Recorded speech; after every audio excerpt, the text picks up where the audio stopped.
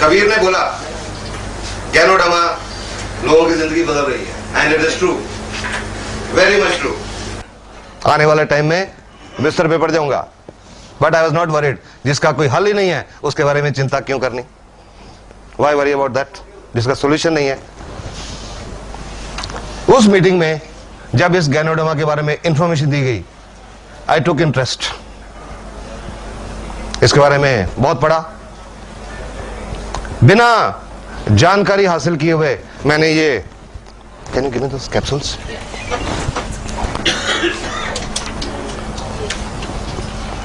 जब उस मीटिंग में बताया गया कि एक औरत को 5 साल से गठिया था, उन्होंने ये RGGL के कैप्सूल खाए और कुछ महीनों में चलने लगी, बहुत हैरान हुआ।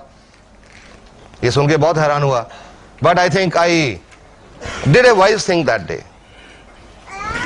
कि इस बात को रिजेक्ट नहीं किया। नॉर्मली क्या देखते हैं एलोपैथिक लोग, कुछ आज इतना एक्सपीरियंस हो गया उसके बावजूद एलोपैथिक डॉक्टर्स हर्बल में विश्वास नहीं करते। बट मैंने शायद यही एक वाइज डिसीजन लिया कि मैंने उस इंफॉर्मेशन को रिजेक्ट नहीं किया। ये नहीं कि ब्लाइंडली एक्सेप्ट कर लिया। वो स्पीकर जो उस मीटिंग में बोल रहे थे, उनको मैंने यही कहा कि मेरे को कुछ पढ़ने के लिए दीजिए, लिटरेचर दीजिए, गिव मी इंफॉर्मेशन। उन्होंने बहुत इंफॉर्मेशन दी। कुछ दिन पढ़ता रहा, वेबसाइट, बुक्स, लिटरेचर्स, और 6-7 दिन 8 दिन सब स्टडी करने के बाद मेरे को यह नहीं समझ आई कि इससे गठिया कैसे ठीक होगा। यह नहीं समझ आया। लेकिन एक बात समझ आ गई, पूरी तसल्ली कर ली एक बात पे, कि अगर मैं ये RGGL के कैप्सूल खाना शुरू करूं, ये मेरे को कोई नुकसान नहीं करेंगे। बस सिर्फ ये चीज समझ आई कि इसका कोई साइड इफेक्ट नहीं होगा। Will talk the question later on. सिर्फ ये बात पे तसल्ली की कि इससे कोई साइड इफेक्ट नहीं होगा, कोई नुकसान नहीं होगा। ये सोच के 14 जनवरी 2002 जो DXN का एक सिस्टम है, कंपनी के साथ रजिस्ट्रेशन होती है, फॉर्म भरना पड़ता है, मैंने भी अपना फॉर्म भरा और ये कैप्सूल RGGL खाने शुरू किए। भगवान का नाम लिया सबसे पहले और इस पे विश्वास किया। फेथ कहते हैं, विश्वास बहुत जरूरी होता है। बहुत लोग कहते हैं फलां डॉक्टर, उस डॉक्टर पे हमको इतना विश्वास है, वो मिट्टी की पुड़ी भी देगा तो ठीक हो जाएंगे। विश्वास, इस पे विश्वास किया। और तीसरा, I gave a message to my mind कि मुझे अपाहिज नहीं होना, मुझे ठीक होना है। क्योंकि ये भी मैंने कहीं से सुना था, सीखा था कि अगर इंसान का जिंदगी के प्रति पॉजिटिव एटीट्यूड हो तो 30% प्रॉब्लम उसी से ठीक हो जाती है। और ये एक साइंटिफिक फैक्ट है। जब पॉजिटिव एटीट्यूड होता है, पॉजिटिव थॉट्स होती हैं, हमारे दिमाग में कुछ केमिकल्स रिलीज होते हैं, वो हमारे इम्यून सिस्टम को स्टिमुलेट करते हैं। तो ये 3 काम करके ये कैप्सूल खाने शुरू किए। एंड आई वॉज सरप्राइज्ड कि जब कुछ हफ्तों में, जस्ट ए फ्यू वीक्स, ये मेरे जॉइंट्स काम करने लगे, नॉर्मल चलने लगा। फिर मुझे लगा कि वाकई ये लोगों की जिंदगी बदलती है। उसके बाद इसके बारे में लोगों से बात करनी शुरू की,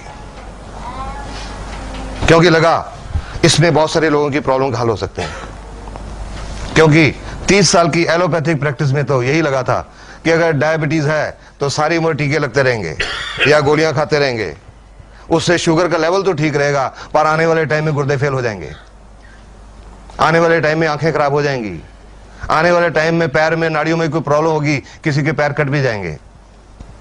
किसी को अस्थमा की प्रॉब्लम है तो चाहे वो अस्थमा का अटैक हो, टीका लग के ठीक हो जाएगा, लेकिन आने से रुकेगा नहीं। इसमें, इस प्रोडक्ट में ये नजर आया कि शायद प्रॉब्लम जड़ से ठीक हो सकती है। उस समय तो ये था शायद, क्योंकि उस समय मेरे सामने मेरा एक अपना ही रिजल्ट था और कोई रिजल्ट नहीं था। तो लोगों से मैंने बोलना शुरू किया। पेशेंट तो मेरे पास आते ही थे, क्रॉनिक पेशेंट्स। उनको बोलना शुरू किया कि आपको शुगर है, डायबिटीज है, ये RGGL खाओ। आपको हार्ट की प्रॉब्लम है, RGGL खाओ। गुर्दे की प्रॉब्लम है, RGGL खाओ। चमड़ी की प्रॉब्लम है, RGGL खाओ। गठिया है, RGGL खाओ। कैंसर है, RGGL खाओ। हाई ब्लड प्रेशर है, RGGL खाओ। लो ब्लड प्रेशर है, RGGL खाओ। तो आप समझ सकते हैं कि मेरा बहुत मजाक उड़ाया जाता था, बहुत मजाक उड़ाया जाता था मेरा, बहुत लोग ताने देते थे मेरे को। और कई तो मेरे दोस्त डॉक्टर्स, उन्होंने तक मेरे को यह भी कह दिया कि यार पुराना हम सुनते हैं आदमी सठिया जाता है, पर अभी तो तुम्हारी वो उम्र हुई नहीं, ये कैसी बहकी बहकी बातें करने लग गए कि एक ही प्रोडक्ट सब कुछ ठीक कर सकती है, एक ही दवाई सब कुछ ठीक कर सकती है। तो मैं उनको यही बात बोलता था कि आपके समझने में यही कमी है कि ये दवाई है, ये दवाई नहीं है। सिर्फ ये समझने की जरूरत है कि ये दवाई नहीं है। धीरे धीरे लोगों ने विश्वास करना शुरू किया, क्योंकि कॉन्फिडेंस था, कॉन्फिडेंस से बोलता था, because I had understood this product. विश्वास के साथ बोलता था, कॉन्फिडेंस के साथ बोलता था। धीरे धीरे लोगों ने विश्वास करना शुरू किया, इस्तेमाल करना शुरू किया, लोगों की प्रॉब्लम ठीक होने लगी। उन्होंने और आगे लोगों को बोलना शुरू किया, वो ठीक होते गए, और इस तरह करते करते ये लगभग 3.25 का सफल गुजर गया। और इन 3.25 सालों में जो सेटिस्फेक्शन मिली है, प्रोफेशनल सेटिस्फेक्शन, वो पहले 30 साल में नहीं मिली थी। I am saying this with confidence. अभी जस्ट अबाउट 1.5 months बैक, 1.5 महीना पहले, हरियाणा में एक जगह है असंध, वहां से एक पेशेंट आया मेरे पास, लगभग 41-42 साल का आदमी। उनको क्या प्रॉब्लम थी? पिछले लगभग 12-13 साल से बाईं टांग में खून की नाड़ी ब्लॉक थी। इसको मेडिकल भाषा में बोलते हैं, if the any doctors are here, deep venous thrombosis, DVT, लगभग 11-12 साल से। और उसकी वजह से अल्सर्स हो जाते हैं, वेनस अल्सर्स। उस आदमी को पैर में, टांग में जख्म हो गए 1996 में, 1996। टांग के एक तो लोअर लेग फ्रंट में एक जख्म हुआ, और टखने के अंदर की साइड में, बाहर की साइड पे 3 जख्म हो गए। पहले लोकल उसके आसपास के छोटे मोटे डॉक्टरों की ट्रीटमेंट चलती रही, फिर डिस्ट्रिक्ट हॉस्पिटल में गए, रोहतक मेडिकल कॉलेज में गए, ऑल इंडिया इंस्टीट्यूट दिल्ली में आए, पीजीआई चंडीगढ़ में गए।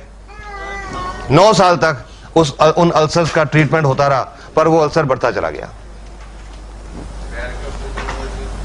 और अभी जनवरी में 2 महीने पहले उनको बोला गया था एम्पुटेशन करनी पड़ेगी, टांग काटनी पड़ेगी, और वो कटवाने को तैयार हो गए कि 9 साल से तो देख रहे हैं कोई हल नहीं हो रहा। एम्पुटेशन के लिए तैयार हो गए। फरवरी में उनकी एम्पुटेशन होनी थी। उनके एक रिश्तेदार हैं, पटियाला में रहते, एक डॉक्टर हैं, वो भी मेडिकल ऑफिसर है पंजाब में, मेरे को जानते हैं, दोस्त हैं। उन्होंने उनको बोला कि टांग कटवाने से पहले एक बार आप पटियाला आ जाओ, जस्ट कम वंस। वो मेरे पास आए 1.5 महीना पहले, और जब उनकी जो पट्टियां बंधी हुई थी, जो पट्टियां खोली, जो टांग के नीचे जख्म था लगभग 3-3.5 इंच का, उसमें हड्डी नजर आ रही थी, कोई टिश्यू नहीं था। Tibia was clearly visible, no tissue, बिल्कुल मांस नहीं था उसमें। और टखने की अंदर की साइड में, बाहर की साइड में nerves and tendons are visible, नाड़ियां नजर आ रही थी, कोई टिश्यू नहीं था। जब पट्टी खोली तो वो मेरे से पूछने लगे, वो डॉक्टर, हाँ जी इसका क्या हो सकता है? आई टोल्ड हिम, 1 मिनट रुको। मैं घर गया, पहले जाके अपना कैमरा उठा के लाया, फोटो ली उनकी। वो डॉक्टर साहब नाराज हो गए कि अब मैं तो आपको मरीज देखने के लाया हूं और आप अपनी फोटोग्राफी शुरू कर दी, क्योंकि उनको पता था कि फोटोग्राफी मेरी हॉबी है। क्या आपने फोटोग्राफी शुरू कर दी? मैंने कहा नहीं, ये बात नहीं है, ये बात ये है कि आई एम कॉन्फिडेंट ये ठीक हो जाएगा, और जब ये ठीक हो जाएगा, चमड़ी बिल्कुल नॉर्मल आ जाएगी, और लोगों को बताएंगे ऐसी हालत थी, लोग विश्वास नहीं करेंगे, इसलिए फोटो ली। और उसके बाद उनकी ड्रेसिंग की, ये आरजी का कैप्सूल, ये खोल के इसके 5-6 कैप्सूल, उसके ऊपर पाउडर डाला जख्मों के ऊपर, और उनको खाने के लिए, दोनों कैप्सूल खाने के लिए भी बताया, और उनको बोला कि मेरे को 15 दिन के बाद आके दिखा के जाइएगा, ये रोज इस तरह से ड्रेसिंग करिए, इसके साथ ड्रेसिंग करिए रोज। 15 दिन के बाद वो आए, उनका तीनों जख्मों में टिश्यू लगभग 25% ग्रो हो गया था इन 15 डेज। फिर से ड्रेसिंग की, और उनको बोला इसके साथ ड्रेसिंग जारी रखो, no antibiotics, I stopped all antibiotics, only एक सेप्टेलिन टैबलेट होती है ना हिमालय ड्रग कंपनी की, सिर्फ वो दी, सब एंटीबायोटिक सारे बंद करी। He had been taking so many strong antibiotics, वो सब बंद करवा दिए। फिर 15 दिन के बाद बुलाया, आए, और उस 15 दिन के बाद यानी कि 1 महीने में उनका जख्म ग्रेनुलेशन टिश्यू पूरी तरह भर चुका था, कंप्लीटली। तीनों जख्म कंप्लीटली भर चुका था और तीनों में साइडों में स्किन ग्रो होनी शुरू हो गई थी। उस दिन वो जो डॉक्टर उनको लेके आए थे, he was very much surprise, क्योंकि उनको अभी गैनोडर्मा के बारे में नहीं पता था, अभी रिसेंटली जुड़े हैं। और डॉक्टर साहब, इतना हेल्दी ग्रेनुलेशन टिश्यू एलोपैथी के 30 साल में नहीं देखा, जो इतना हेल्दी ग्रेनुलेशन टिश्यू था वो। फिर उनको 15 दिन के बाद बुलाया और अभी पिछले हफ्ते दिखा के गए हैं, तीनों जख्मों में नियरली 20% स्किन भी कवर हो चुकी है और उनकी टांग में आज सेंसेशन भी वापस आने लगी एंड ब्लड का फ्लो भी शुरू हो चुका। ऐसा 30 साल में नहीं देखा था। और उस दिन आदमी रो पड़ा कि सर लगता है अब मेरी टांग बच जाएगी। उसकी भी जिंदगी बदल गई इसकी वजह से। लोगों की जिंदगी बदलती है, इसकी वजह से बदलती है। 5-6 दिन पहले एक आदमी आया मेरे पास, लुधियाना के पास है, गांव से। कोई 1.25 महीने पहले फोन पे बात हुई थी मेरे से, उनको डायबिटीज थी। डोज पूछी, एक डीएक्शन से जुड़ा हुआ था आदमी था, क्या डोज देनी है जी, मैंने डोज बता दी। 5-6 दिन पहले वो आदमी, बुजुर्ग आदमी है, अराउंड 62-63 साल के, वो आए, जेब से फोटो निकाली, सर मेरी फोटो देखिए। मैंने सोचा, मैंने कहा मैं तो पेशेंट दिखता हूं, मैं फोटो नहीं देखता। नहीं सर ये फोटो देखिए। देखी फोटो, मैंने कहा क्या है इसमें? आप कहते मेरी तरफ देखिए। मैंने चेहरा देखा, फिर से मेरी नजर फोटो पे गई एकदम से। क्या कारण था? उस फोटो में, वो 3 महीने पुरानी फोटो थी, उस फोटो में उनकी एक बाईं आंख बंद थी और अब वो बाईं आंख खुली हुई थी।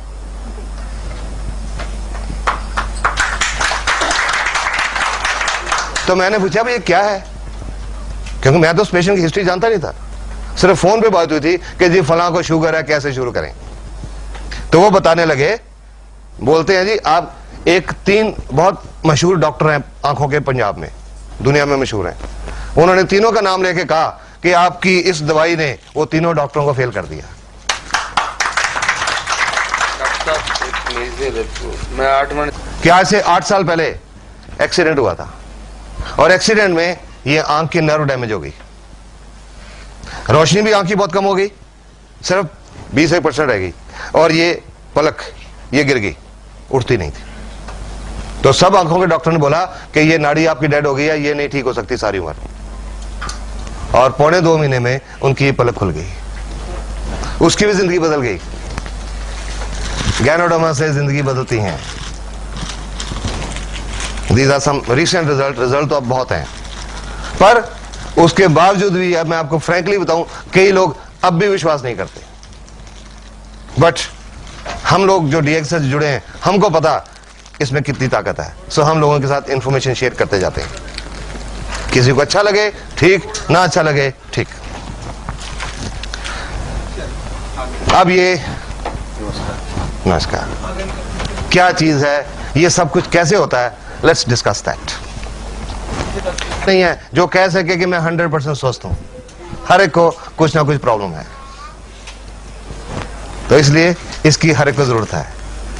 आज हर एक स्वस्थ क्यों नहीं है? ये जो खाने पीने में जो प्रॉब्लम्स हैं, नेचर ने, प्रकृति ने ये जो ह्यूमन बॉडी बनाई है, इंसान का शरीर, ये दुनिया का सबसे बढ़िया डॉक्टर है। Human body is the best doctor in the world. दुनिया का सबसे बढ़िया डॉक्टर है ये इंसान का शरीर, क्योंकि नेचर ने इस शरीर के अंदर एक बहुत अद्भुत ताकत रखी हुई है। Natural defence system, immune system, बीमारियों से लड़ने की अंदर की ताकत, रोग प्रतिरोधक शक्ति। अगर इंसान का इम्यून सिस्टम बिल्कुल ठीक है, पूरी तरह फंक्शनल है, तो और किसी डॉक्टर की जरूरत नहीं पड़ती, कोई बीमारी नहीं आती अंदर। इतनी ताकत प्रकृति ने दी हुई है, इंसान का शरीर, इम्यून सिस्टम सब बीमारियों से निपट सकता है। पर आज इम्यून सिस्टम बिगड़ गया, बहुत बिगड़ गया। क्यों बिगड़ गया? खाने पीने की क्वालिटी बदल गई। Toxins, we are eating toxins, विषैले पदार्थ, खेतों में फर्टिलाइजर, पेस्टिसाइड्स, इंसेक्टिसाइड्स, यूरिया से बना हुआ दूध, दूध के लिए जानवरों को टीके, और ये जो सब केमिकल्स हैं ये उस खुराक के रास्ते, उस दूध के रास्ते हमारे अंदर जा रहे हैं। ठीक बात है ना, ये हमारे अंदर जा रहे हैं।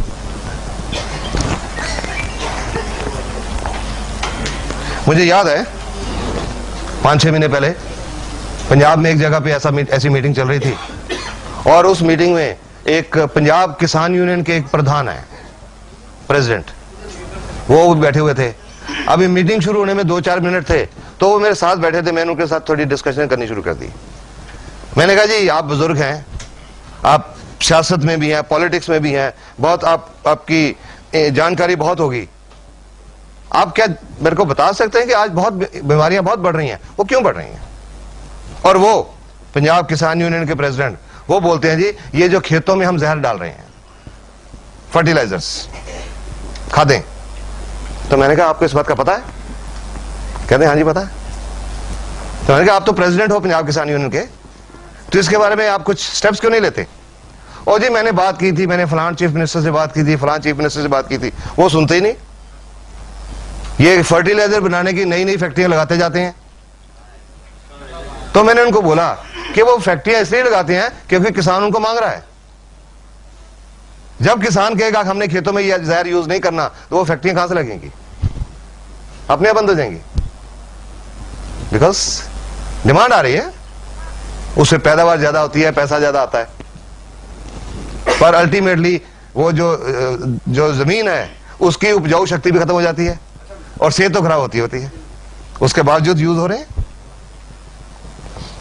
सॉफ्ट ड्रिंक्स के बारे में आप सब लोगों ने सुना होगा, 1-1.5 साल पहले बहुत रिपोर्ट्स आई थी सॉफ्ट ड्रिंक्स में कितने इंसेक्टिसाइड और कितने पेस्टिसाइड पाए गए। मेरे पास एक रिपोर्ट है, pesticides in soft drinks, hard facts. ये एक मेडिकल जर्नल की रिपोर्ट है, मेडिकल जर्नल, पंजाब का एक मेडिकल जर्नल है, current medical journal, north zone, August 2003। ये डॉक्टर्स की एक रिसर्च रिपोर्ट है। सॉफ्ट ड्रिंक से देखा गया है कि सॉफ्ट ड्रिंक्स इंसान के शरीर को एक तरीके से नहीं कई तरीकों से हानि पहुंचाते हैं। हमारे शरीर में एक लेवल होता है पीएच लेवल, नॉर्मल होता है 7 पीएच पे हमारा बॉडी ठीक से काम करता है। जब 7 से कम होता है तो एसिडिक होता है, तेजाबी बन जाता है, और 7 से ज्यादा होता है तो अल्कलाइन हो जाता है, क्षारीय है। एवरेज पीएच जो सॉफ्ट ड्रिंक्स की है वो 3.4 है, 3.4। ये इतनी स्ट्रॉन्ग एसिडिटी है कि इससे हड्डियां और दांत इसमें घुल जाते हैं। वो स्ट्रॉन्ग एसिडिटी इतनी स्ट्रॉन्ग है। सॉफ्ट ड्रिंक्स में कोई न्यूट्रिशनल वैल्यू नहीं होती, कोई विटामिन नहीं होते, कोई मिनरल्स नहीं होते, और फिर उसमें जो हम लोग पीते हैं सॉफ्ट ड्रिंक्स को, शेल्फ से उठा के तो पीते नहीं, सबसे ठंडा।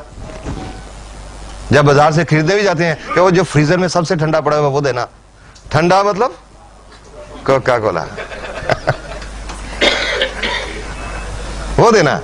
और इतने कम तापमान पे, some temperature something like 0 degree Celsius के करीब जब हम सॉफ्ट ड्रिंक्स पीते हैं तो उससे हमारे पेट के अंदर जो एंजाइम है वो काम करना छोड़ जाते हैं।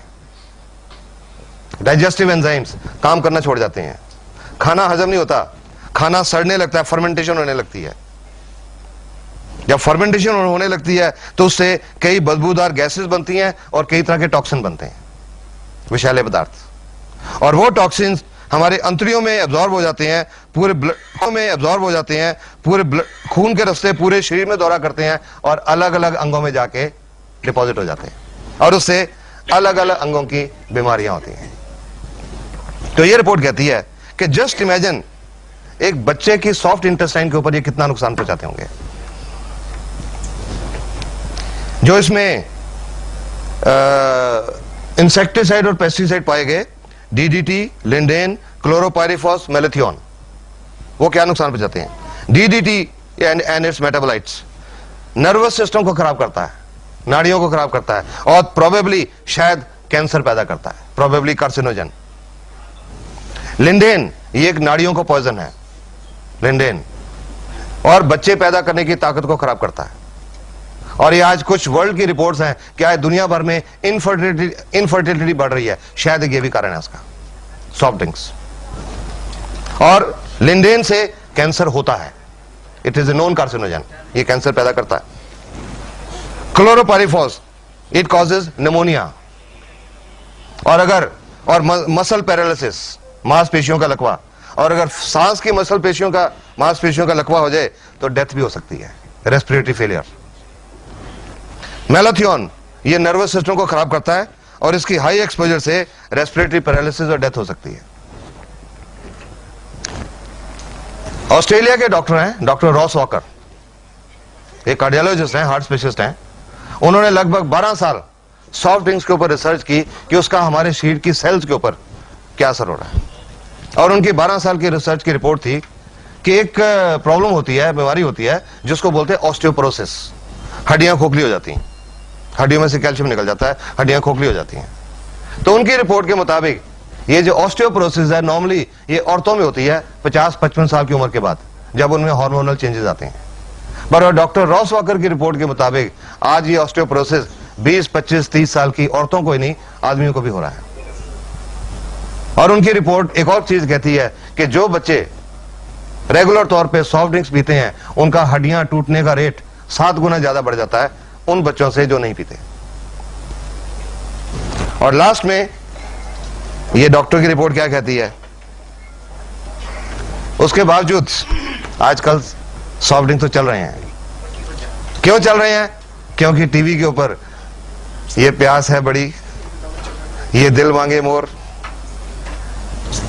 और लास्ट में ये डॉक्टर्स की रिपोर्ट कहती है you should drink colas only if your दिल मांगे मोर पेस्टिसाइड्स।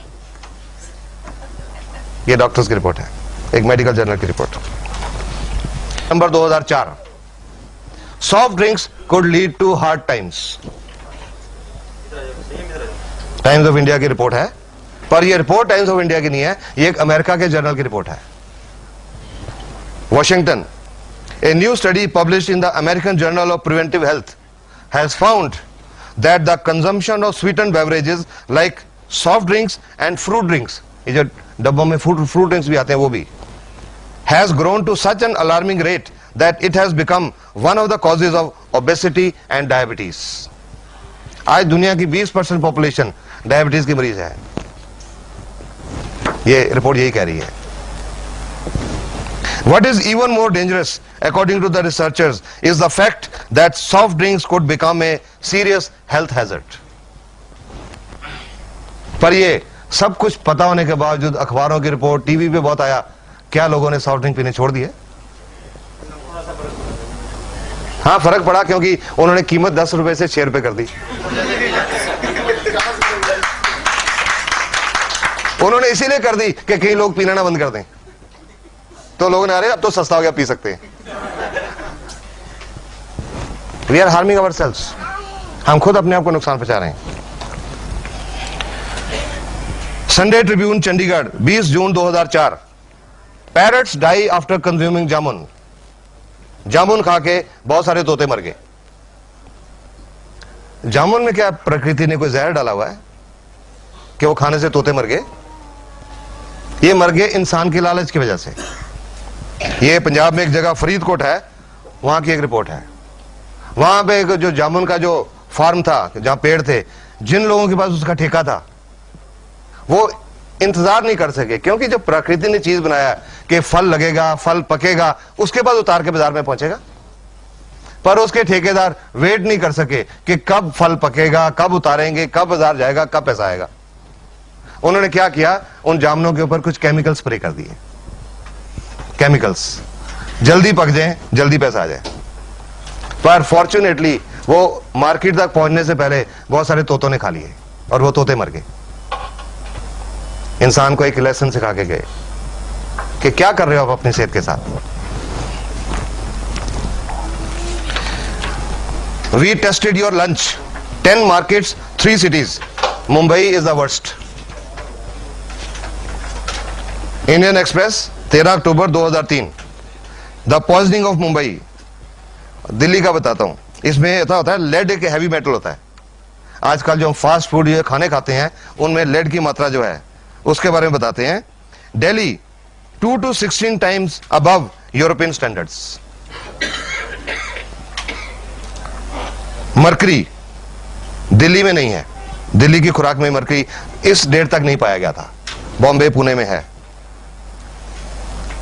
और बैक्टीरिया, कीटाणु, दिल्ली में 3,10,000 से लेकर अनकाउंटेबल इतने किस्म के कीटाणु खुराक में पाए गए, जो लोग रोज खाना खा रहे हैं उसमें पाए गए।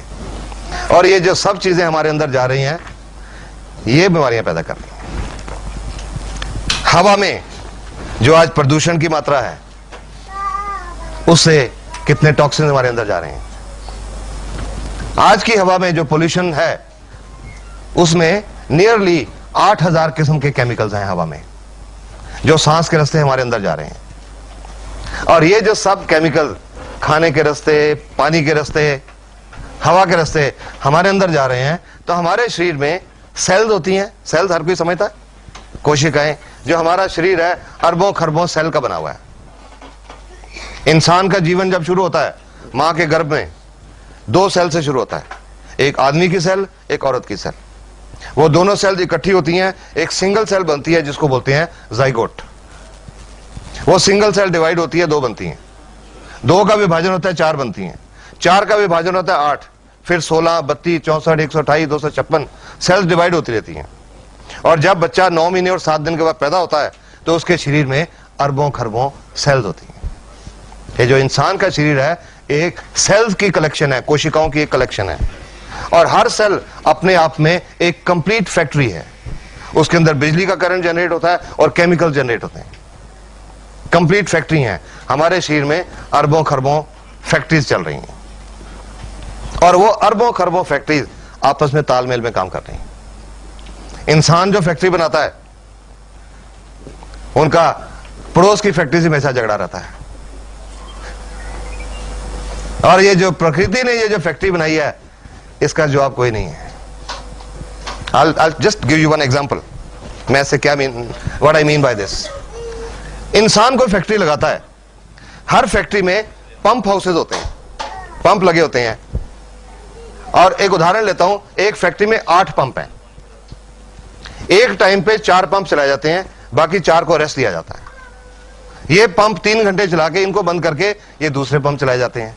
3 घंटे ये चला के इनको बंद कर देते हैं, ये चलाए जाते हैं, क्योंकि वो इससे ज्यादा काम नहीं कर सकते 3 घंटे से ज्यादा। नेचर ने, प्रकृति ने हमारे शरीर में भी एक पंप लगाया हुआ है, दिल, हार्ट।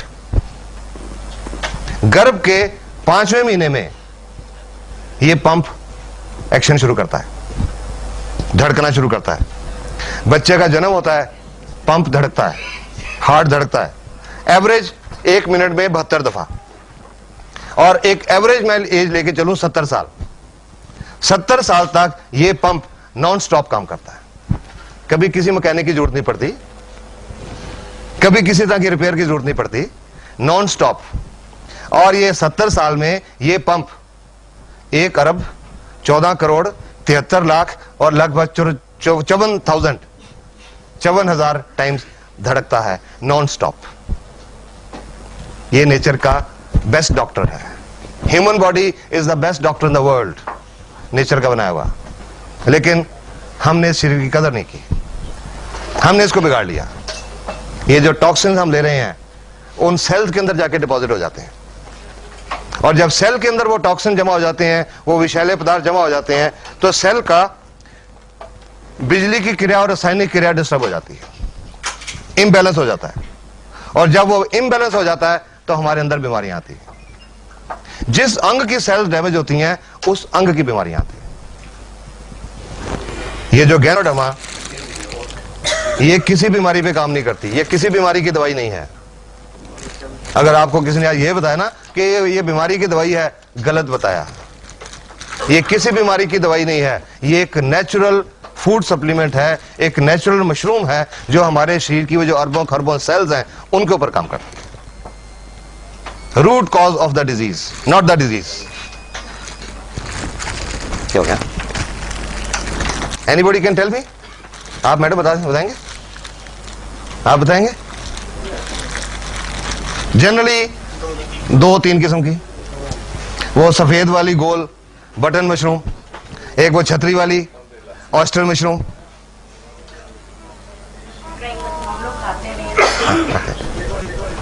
आज से 3.25 साल पहले मैं यही जानता था कि खुम्बी 2 किस्म की होती हैं, पर उस मीटिंग में जाके पता लगा कि खुम्बी दुनिया में 38,000 किस्म की होती हैं।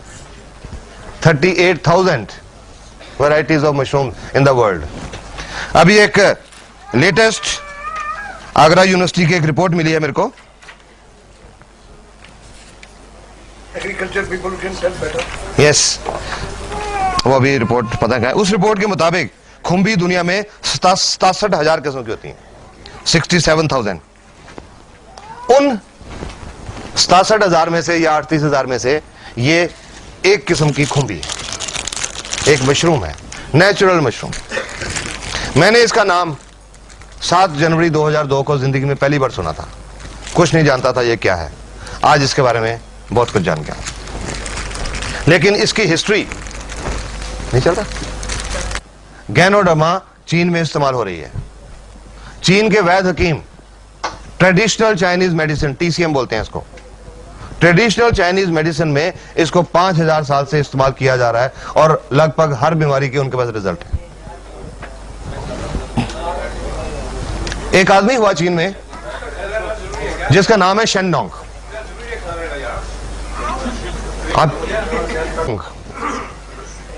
शेननोंग, उन्होंने आज से लगभग 4,850 साल पहले जितनी नेचुरल हर्ब्स हैं उनको स्टडी किया, उनकी मेडिसिनल वैल्यू को स्टडी किया, और उन्होंने जो हर्ब्स हैं उनको 3 कैटेगरीज में डिवाइड किया। एक कैटेगरी इंफीरियर, जिसमें दवाई के गुण कम हैं, एक कैटेगरी एवरेज, जिसमें नॉर्मल दवाई के गुण हैं, और एक सुपीरियर, अव्वल दर्जे वाली। और वो सुपीरियर कैटेगरी में इस गैनोडर्मा को नंबर 1 पे रखा गया है, number 1 herb in the superior category. उन्होंने किताब लिखी थी 4,846 साल पहले, 2838 BC में, शेननोंग्स हर्बल क्लासिक। उस किताब में इस गैनोडर्मा को एक संजीवनी बूटी का दर्जा दिया गया है। ये उसमें डिस्क्रिप्शन है, a mushroom of longevity and immortality, अमरत्व की बूटी। कई बार लोगों से डिस्कशन हुई मीटिंग में, कई लोगों ने कहा कि डॉक्टर साहब ये कहीं वही तो नहीं जो हनुमान जी लेके आए थे। कई बार लोगों ने मेंशन किया, हो सकता है, पॉसिबिलिटी हो सकती है, क्योंकि जब वो हनुमान जी जहां से लाए थे हिंदू कुश पर्वत से, और हिंदू कुश पर्वत जो एरिया है, तिब्बत का एरिया, वहां ये पाई जाती है। हो सकता है यही हो, बट इसका कोई प्रूफ या रिकॉर्ड नहीं है। Could be this.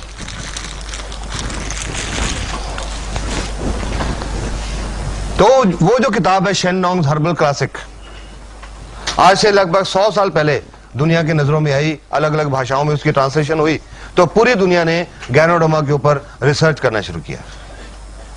और पिछले 30-32 साल से पूरी दुनिया में बहुत सारे medical school, medical universities, medical research institute इसके ऊपर बहुत रिसर्च कर चुके हैं और इसके गुणों को पहचान चुके हैं। गैनोडर्मा में अब तक जो रिसर्च हुई है, 200 से ज्यादा एक्टिव एलिमेंट्स ढूंढे जा चुके हैं, पाए जा चुके हैं। अब ये इंसान तक कैसे पहुंची? नेचर में ये बहुत दुर्लभ जाति की मशरूम है, बहुत दुर्लभ, बहुत घने जंगलों में पाई जाती है। दुनिया के सिर्फ 3-4 countries, China, Japan, Korea, little bit Malaysia, little bit south American countries, वहां पाई जाती है। और उन देशों में बहुत घने जंगलों में पाई जाती है। उन घने जंगलों में टूटे हुए और सूखे हुए पेड़ों के ऊपर पाई जाती है, हर पेड़ के ऊपर नहीं। 2 किस्म के पेड़ होते हैं, प्लम सराटा, प्लम ग्यूरकस, उन 2 पेड़ों के ऊपर पाई जाती है। और ये जो 2 किस्म के पेड़ हैं, प्लम सराटा ग्यूरकस, हर पेड़ के ऊपर नहीं उगते। अगर 10,000 पेड़ ढूंढे जाएं तो गैनोडर्मा उनमें शायद 2 या 3 के ऊपर मिलती है। और इसमें एक और खासियत होती है, जब यह गैनोडर्मा खुम्बी 90 दिन की होती है, इसमें दवाई वाले गुण तब आते हैं, उससे पहले नहीं होते। जब 100 दिन की होती है, पूरी मैच्योर होती है, दवाई वाले गुण इसमें पूरे भरपूर होते हैं, उसके बाद यह सूखनी शुरू हो जाती है और इसमें दवाई के गुण खत्म हो जाते हैं। तो इन कारणों की वजह से नेचर में इसको ढूंढ पाना बहुत मुश्किल है। अभी पिछले 2-3 साल में मैंने बहुत सारे चाइनीज लिटरेचर पढ़े गैनोडर्मा के कारण। तो उन कई लिटरेचर में पढ़ा मैंने कि पुराने जमानों में लोग जंगलों में भटकते थे इस गैनोडर्मा को ढूंढने के लिए, क्योंकि उनको लोगों का मानना था कि जिस घर में ये गैनोडर्मा होगी उस घर में किसी तरह की कोई प्रॉब्लम नहीं आ सकती, ना हेल्थ की प्रॉब्लम ना वेल्थ की प्रॉब्लम, ये लोगों का मानना था। इसको लोग इसमें एक स्पिरिचुअल पावर मानते हैं, आम आदमी तक नहीं पहुंच सकती। पर ये एक आदमी हुए, ये फोटो देख रहे हैं, doctor Lim Sojan, I will show you here. Lim Sojan ये चाइनीज मलेशियन है, मलेशिया में रहने वाले हैं, एक खानदानी वैद्यों के परिवार से संबंध रखते हैं। बचपन से इनको कुछ खुंबी में दिलचस्पी हो गई। जब ये बड़े हुए तो इनके घर वालों ने कहा कि ये वैदगिरी में नहीं पढ़ने वाले, इनका इंटरेस्ट नहीं है। इनको इंजीनियरिंग कॉलेज में डाल दिया इंडिया में, खड़गपुर, IIT खड़गपुर। वहां से इन्होंने सिविल इंजीनियरिंग की डिग्री की, और सिविल इंजीनियरिंग की डिग्री करके जब मलेशिया वापस गए तो इन्होंने भी वो शेन नोंग वाली किताब पढ़ी। मशरूम में उनको इंटरेस्ट था बचपन से। जब उन्होंने गैनोडर्मा के बारे में इतना कुछ पढ़ा तो उन्होंने अपनी जिंदगी का ये मकसद बना लिया और गैनोडर्मा के ऊपर रिसर्च करनी शुरू की। उनकी रिसर्च का विषय था गैनोडर्मा और उसका इंसान के स्वास्थ्य के ऊपर असर। 10.5 साल तक डॉक्टर लिम सोजिन रिसर्च करते रहे, और 10.5 साल की रिसर्च के बाद वो डॉक्टर बने। उनको PhD की डिग्री मिली, PhD इन होलिस्टिक मेडिसिन 1997 में। 1997 में PhD इन होलिस्टिक मेडिसिन। फर्दर रिसर्च करते रहे। 2002 में DSc, doctorate of science, DSc in holistic medicine. और अब पिछले 3-4 साल में डॉक्टर लिम को बहुत इंटरनेशनल अवार्ड मिल चुके हैं। 2001 में मिला था मैन ऑफ द मिलेनियम, इस युग का आदमी, कि उन्होंने ये जो गैनोडर्मा को इंसान तक पहुंचाया। डॉक्टर लिम ने क्या किया, ये मलेशिया में ये कंपनी एस्टेब्लिश की, DXN 1993 में। ये कंपनी एस्टेब्लिश करके वहां पर इन्होंने गैनोडर्मा की कल्टीवेशन, खेती करनी शुरू की।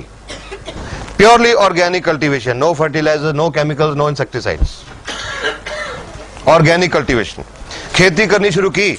और जब 100 दिन की हो गई तो इसको काट लिया। ये DXN की एक 100 दिन की ये मैच्योर मशरूम है, कंप्लीट मशरूम, ये एक्चुअल मशरूम है। काट लिया, काट के इसका फ्रूट हिस्सा अलग कर लिया, जड़ का हिस्सा अलग कर लिया। इसके अंदर पानी होता है बहुत, इसका पानी सुखाने की उन्होंने एक स्पेशल टेक्निक निकाली, फ्रीज ड्राइंग। आज दुनिया में, क्योंकि गैनोडर्मा के ऊपर बहुत रिसर्च हो चुकी, दुनिया में बहुत सारी कंपनी आज गैनोडर्मा उगा रही हैं, लेकिन जो असर DXN की गैनोडर्मा का हो रहा है किसी और का नहीं हो रहा। उसका कारण है जो डॉक्टर लिम की इसको सुखाने की टेक्निक है, फ्रीज ड्राइंग टेक्निक। सुखा लिया, सुखा के ये जो उसका ऊपर का ब्राउन हिस्सा है, ये धागेदार रेशेदार हिस्सा है, फाइब्रस पोर्शन, इसमें मेडिसिनल वैल्यू कम है, इसको निकाल दिया जाता है, सेपरेट कर दिया जाता है। सेपरेट करके ये जो अंदर का पल्प, जो गुदा बच गया, उसको एक माइक्रो पाउडर बना लिया जाता है। इसको अलग से, जड़ वाले हिस्से को अलग से, माइसीलियम अलग से, एक माइक्रो पाउडर बना के इनको कैप्सूल में भर दिया जाता है। ये फ्रूट बॉडी से जो कैप्सूल बना, ये जो ऊपर की फ्रूट बॉडी है, इससे जो कैप्सूल बना, इसका नाम है RG या रेशी गैनोडर्मा। इसमें इस फ्रूट बॉडी का पाउडर है। और इसकी जो जड़ से पाउडर बना, गैनोसिलियम, नीले कैप वाली गैनोसिलियम या GL। RG फ्रूट बॉडी का पाउडर, GL जड़ का पाउडर। इन दोनों कैप्सूल में गैनोडर्मा के पाउडर के अलावा और कुछ नहीं है, इसमें कुछ नहीं डाला जाता, सिर्फ इसका वो फाइब्रस पोर्शन निकाला जाता है, इसके अंदर और कुछ नहीं डालते। RG एंड GL दोनों एक ही मशरूम के हिस्से हैं, फ्रूट एंड रूट। तो अलग अलग क्यों रखा गया? दोनों को पीस के एक ही कैप्सूल में क्यों नहीं डाल दिया गया? उसके कुछ कारण हैं जो रिसर्च में पता लगे।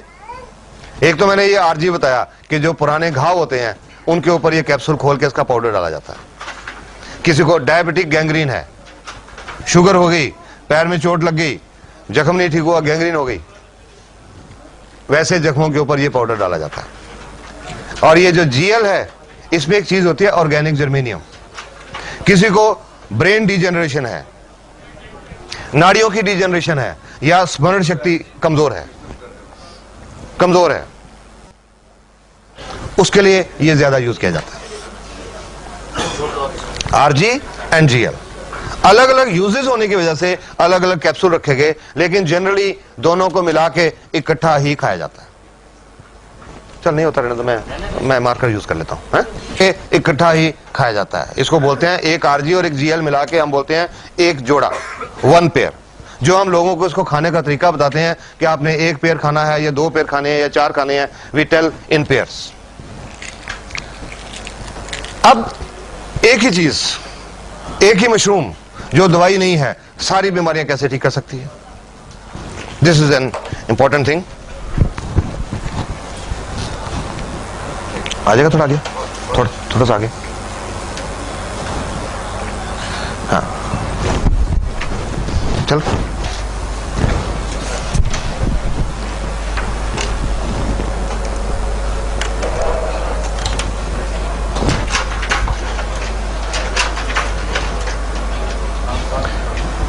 It works at the cell level, जो तो मैंने आपको बताया, ganoderma works at the cell level.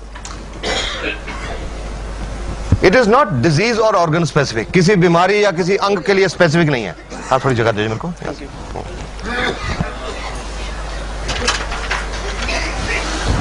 अब क्या काम करती है और कैसे काम करती है? How does ganoderma work?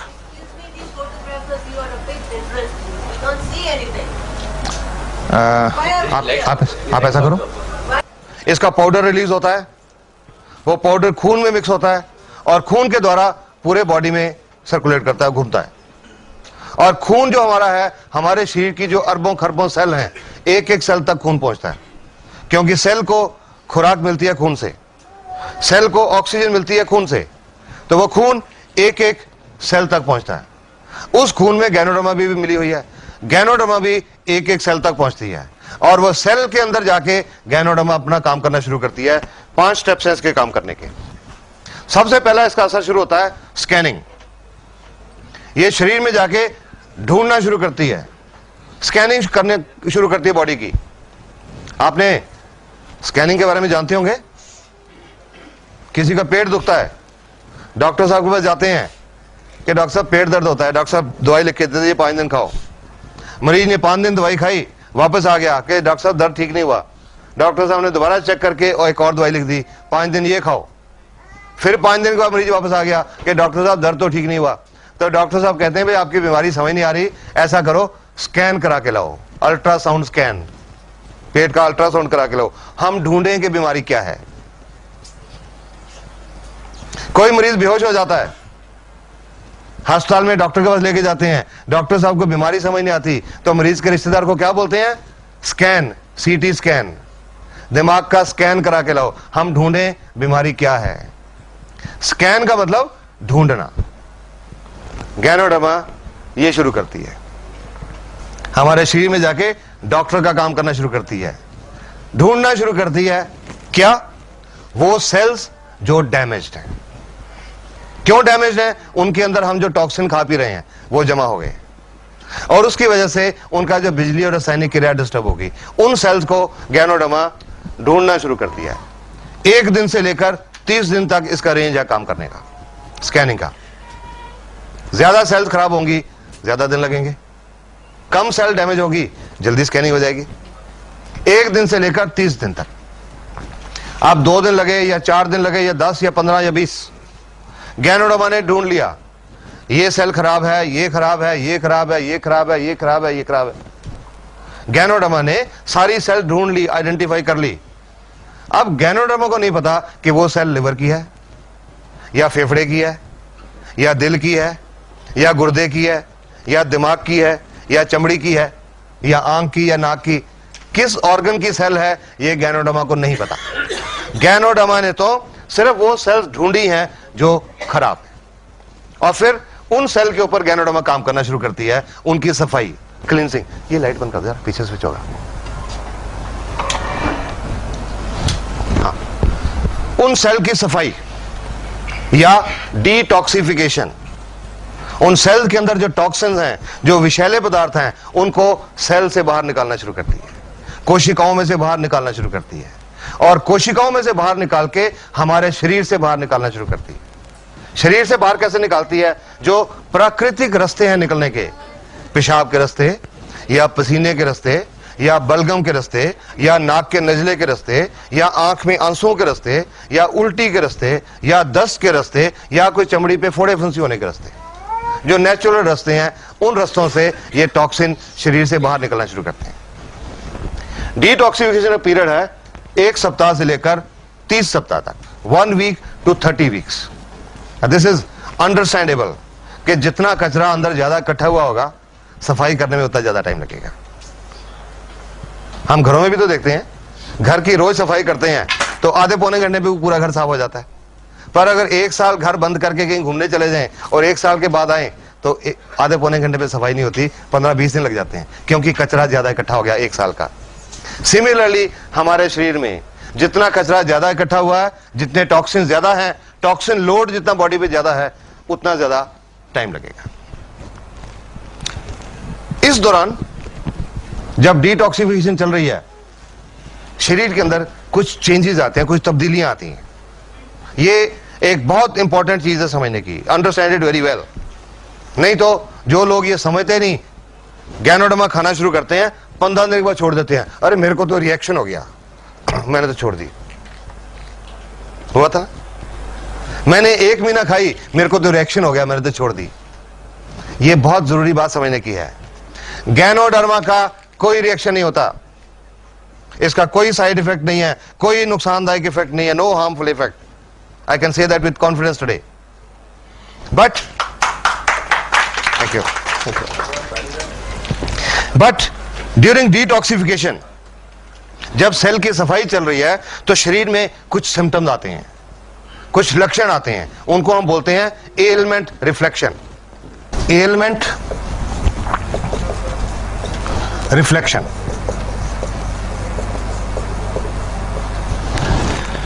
जो शरीर के अंदर बीमारी है, जो एलिमेंट है, वो किसी रूप में बाहर आती है, किसी रूप में रिफ्लेक्ट करती है। Element reflection. कुछ उदाहरण बताता हूं आपको। किसी का लिवर खराब है, जिगर खराब है, जब गैनोडर्मा लिवर की सेल के ऊपर, जिगर की सेल के ऊपर काम करना शुरू करती है, उनकी सफाई शुरू करती है, आंखें लाल हो जाती हैं। आज कई बार देख चुका है, अजी क्या दे दिया आपने, मेरी तो देखो आंखें खराब हो गई। शुरू में मेरे माताजी ने भी मेरे को यह कहा था। जब मैं ठीक हुआ तो मैंने अपने मम्मी डैडी को, बीमारी नहीं, just as a health tonic खिलाना शुरू किया। वो खिलाने के लगभग 20-22 दिन के बाद एक दिन मेरे माताजी ने सुबह मेरे को उठा दिया 6 बजे, ये देख मेरे को क्या दे दिया, तेरी दवाई ने आंखें खराब कर दी, रिएक्शन कर दिया, तेरी दवाई ने क्या दे दिया मेरे को आंखों के डॉक्टर के पास लेके चला। आज देखा मैंने, आंखें बहुत लाल थी, दे वर फायरी रेड, बहुत लाल थी। अब आंखें लाल क्यों है मुझे पता था, गैनोडर्मा के बाद आंखें लाल क्यों होती हैं, something wrong with the liver. फिर मैंने अपनी माताजी की पुरानी हिस्ट्री सोची सारी, 30-32 साल की। 30-32 साल से मेरे माताजी को पेट में थोड़ा दर्द रहता था और कॉन्स्टिपेशन, कब्ज रहती थी। बड़े अल्ट्रासाउंड, बड़े एक्सरे, बड़ी दवाइयां, बड़े मेडिकल स्पेशलिस्ट, ये प्रॉब्लम हल नहीं हुई। तो मैंने माताजी को कहा कि डॉक्टर्स आपकी बीमारी नहीं पहचान सके, आज गैनोडर्मा ने पहचान ली। Your liver is not working. कोई आंखों के डॉक्टर के पास नहीं जाना, कोई दवाई नहीं डालनी, सिर्फ पानी पियो ज्यादा, ताकि डिटॉक्सिफिकेशन जल्दी हो जाए। चुप करके बैठ गए और उसके 10-12 दिन के बाद उनकी आंखों की लाली हट गई, और उसके बाद जब तक वो रहे उनको कॉन्स्टिपेशन, पेट की प्रॉब्लम नहीं रही। This is how ganoderma works. किसी को गुर्दे की तकलीफ है, किडनी फेलियर है, जब गैनोडर्मा गुर्दे की सेल पे काम करे तो कानों में भारीपन महसूस होता है, लगता है जैसे कान बंद हो रहे हैं। किसी को अधरंग, पैरालिसिस या लकवा है, जब गैनोडर्मा नाड़ियों की सेल के ऊपर, नर्व सेल के ऊपर काम करे तो वो लक्के वाली जगह पे दर्द होनी शुरू हो जाती है। किसी को दमा की प्रॉब्लम है, जब गैनोडर्मा फेफड़े की सेल को साफ करती है, उस मरीज को कुछ उल्टियां आती हैं और कुछ दिन के लिए बलगम निकलती है। किसी को दिल की बीमारी है, हार्ट की आर्टरीज ब्लॉक्ड हैं, नाड़ियां बंद हैं, जब गैनोडर्मा उनको साफ करना शुरू करती है, चेहरे के ऊपर सेक निकलता महसूस होता है, गर्मी महसूस होती है, कईयों का चेहरा लाल भी हो जाता है। किसी का ब्लड प्रेशर ज्यादा रहता है, हाई ब्लड प्रेशर, उनको सिर के पिछले हिस्से में ऊपर दर्द होता है। जिनका ब्लड प्रेशर कम रहता है, उनका सिर के पिछले हिस्से नीचे दर्द होता है। जिनको सर्वाइकल स्पॉन्डिलोसिस की प्रॉब्लम है, उनको चक्कर महसूस होते हैं। जिनको माइग्रेन, आधा सिर दुखता है, उनका दर्द थोड़ा सा ज्यादा होता है। जिनको जोड़ों का दर्द है, गठिया है, दर्द थोड़ा ज्यादा होता है। जिनको बवासीर की प्रॉब्लम है, उनको खून आता है मोशन के साथ। जिनको शुगर की प्रॉब्लम है, शुगर का लेवल थोड़ा सा बढ़ता है, नथिंग टू वरी, थोड़ा सा बढ़ता है, ज्यादा नहीं। और अगर शुगर वालों के किसी के अंदर के ऑर्गन भी डैमेज है, किडनी फेलर है, आंखों की प्रॉब्लम है या कुछ और है, उनके ये कलाई के ऊपर, रिस्ट के ऊपर या टखने, एंकल के ऊपर सूजन भी आती है। All these are positive science. ये सब पॉजिटिव साइन है। इसका मतलब है गैनोडर्मा ने बीमारी पहचान ली और काम करना शुरू कर दिया। लगभग महीना 1.5 महीना पहले मेरे को एक औरत का फोन आया। लगभग 4 महीने पहले उनकी कुछ प्रॉब्लम थी जो अल्ट्रासाउंड में भी शो हो रही थी। गुर्दे में एक 36 mm की एक रसौली थी, सिस्ट, एक गुर्दे में। उनकी ओवरी, अंडकोश, उसमें एक 3 सेंटीमीटर की एक सिस्ट थी। और उनके यूट्रस में, बच्चादानी में, एक 8 mm का फाइब्रॉइड था, रसौली। उन्होंने उसके लिए गैनोडर्मा की ट्रीटमेंट शुरू की। और ये शुरू करने के लगभग 2-2.5 महीने के बाद एक दिन मेरे को उनका फोन आया, और डॉक्टर साहब आपकी दवाई ने तो गड़बड़ कर दी। मैं कहा जी कौन सी दवाई? मैंने तो कोई दवाई दी नहीं आपको। वो जी वो जो आपके कैप्सूल हैं। मैं जी दवाई नहीं है, वो टॉनिक है। अच्छा जो भी है, उसने गड़बड़ कर दी। मैंने कहा क्या हुआ? जी कल मेरे को बहुत दस्त लगे शाम को, और आज सुबह खून भी आया साथ में। मैंने रात को भी नहीं खाई, सुबह भी नहीं खाई, खराब कर दिया इसने। मैंने तो उनको एक ही क्वेश्चन पूछा कि आपको कोई पुरानी बवासीर की शिकायत तो नहीं है? वो तो जी 10 साल से है। मैं कहा गैनोडर्मा वही दिखा रही है कि आपके अंदर वो भी है। इसके लिए कुछ नहीं करना, 1-2 दिन में ठीक हो जाएगा। उसके बाद फोन नहीं आया। उसके बाद लगभग 1 महीने के बाद वो औरत अपना फरवरी के महीने का अल्ट्रासाउंड करा के लाए। पहला सितंबर का था, फरवरी का अल्ट्रासाउंड। उस अल्ट्रासाउंड रिपोर्ट के मुताबिक जो ओवरी में सिस्ट थी वो अब नहीं थी, जो यूट्रस में फाइब्रॉइड था वो अब नहीं था, और गुर्दे में जो 36 mm की सिस्ट थी वो अब 20 mm रह गई थी। About 3.5 months। तो मैंने उनसे पूछा, यदि आपने उस दिन फोन करके मेरे को कहा था आप घबरा गए थे, तो आपने उसके बाद मेरे को बताया नहीं। कहते जी आपने बताया था 1-2 दिन में बंद हो जाएगा, दूसरे दिन बंद हो गया, कुछ नहीं करने की जरूरत पड़ी। And now she is so happy. So ganoderma दिखाती है कुछ अंदर, आपके पूरा स्कैनिंग करके एक पहले लिस्ट बनाती है कि आपके अंदर ये है, ये है, ये है, ये है, सारी बीमारियां ढूंढ के बताती है। और वो किसी रूप में बताती है एलमेंट रिफ्लेक्शन। इसका जो एलमेंट रिफ्लेक्शन का जो पीरियड है, एवरेज पीरियड 1 सप्ताह से लेकर 3 सप्ताह तक है। 1 week to 3 weeks, ये एक एवरेज पीरियड है। किसी को कम भी होता है, किसी को ज्यादा भी होता है, पर एवरेज 1 सप्ताह से 3 सप्ताह तक। ज्यादा खास तौर पे उनको होता है जिन लोगों ने स्टीरॉयड बहुत खाए होते हैं। Steroids, Wysolone, dexamethasone, betamethasone. कोई आप लोग जानते हैं स्टीरॉयड क्या होता है? बहुत हार्मफुल चीज होती है, बहुत नुकसानदायक चीज होती है। और आज की दुनिया में लोगों ने बहुत खाए होते हैं अनजाने में, जानबूझ के नहीं खाते, अनजाने में। कैसे? एक आदमी को जोड़ दुखते हैं 20 साल से, एक एग्जांपल ले रहा हूं, जोड़ दुखते हैं 20 साल से, हर डॉक्टर को दिखा लिया, हर अस्पताल को दिखा दिया, और उन्होंने कहा जी आपका ये गठिया है, ठीक नहीं हो सकता।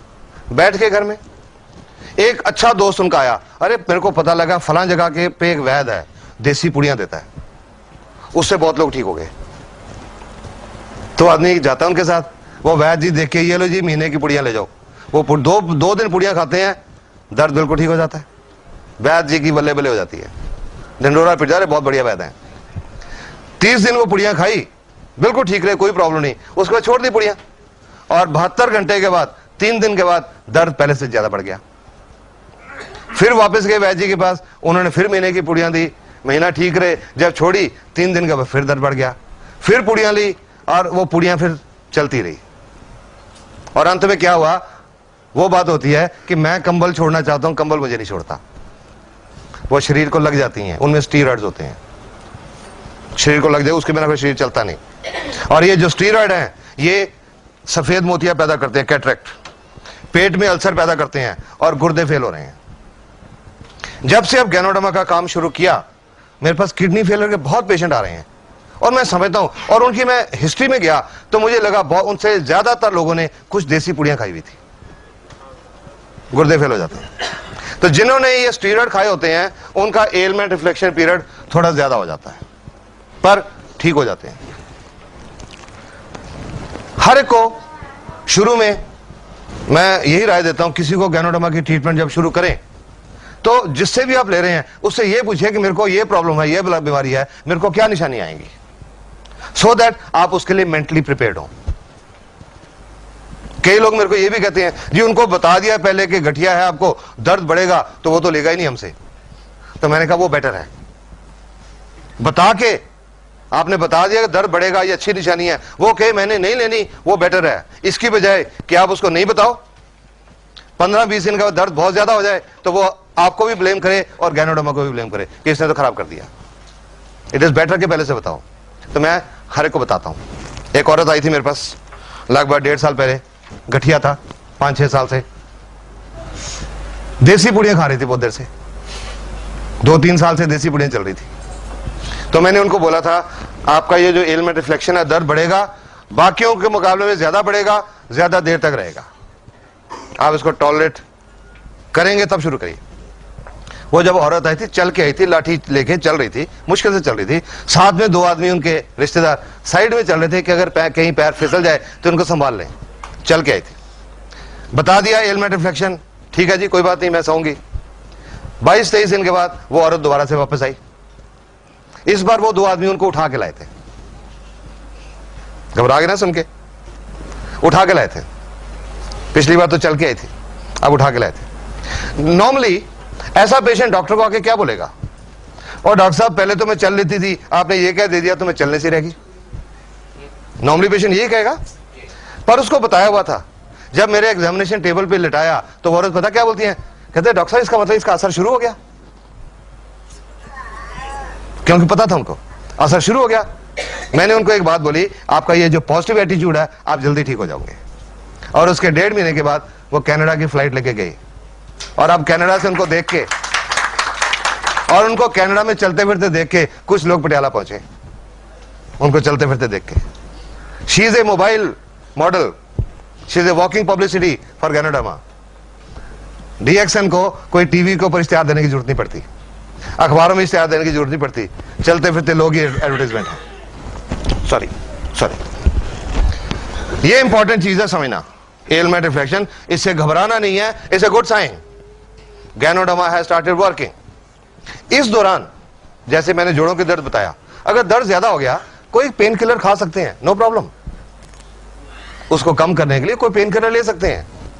शुगर की प्रॉब्लम है, लेवल नॉर्मली तो 10-15% बढ़ता है, पर अगर किसी का एवरेज 1-2% लोगों का, किसी का ज्यादा भी बढ़ गया, तो अगर इंसुलिन के 20 यूनिट लग रहे हैं, कुछ दिनों के लिए 25 कर दें, नो प्रॉब्लम। दमे की प्रॉब्लम है, जब बलगम निकलेगी, अगर कहीं सांस की प्रॉब्लम ज्यादा आ जाए तो डेरिफ्लिन का टीका लगवाना पड़े, लगवा लें, नो प्रॉब्लम। पंप लेना पड़े, ले लें, no problem. But RGGL should be continued, क्योंकि ये काम कर रही है, ये बंद नहीं करी। टेम्परेरी मेजर कोई ले सकते हैं, बट इसको काम करने दीजिए, इट इज वर्किंग। जब सारी सेल साफ हो जाती हैं, एलमेंट रिफ्लेक्शन खत्म हो जाते हैं, तीसरा काम शुरू होता है। उसके बाद तीसरा काम शुरू होता है गैनोडर्मा का, रेगुलेशन। सेल के अंदर जो बिजली की क्रिया और जो रासायनिक क्रिया डिस्टर्ब्ड है, उसको गैनोडर्मा बैलेंस करती है।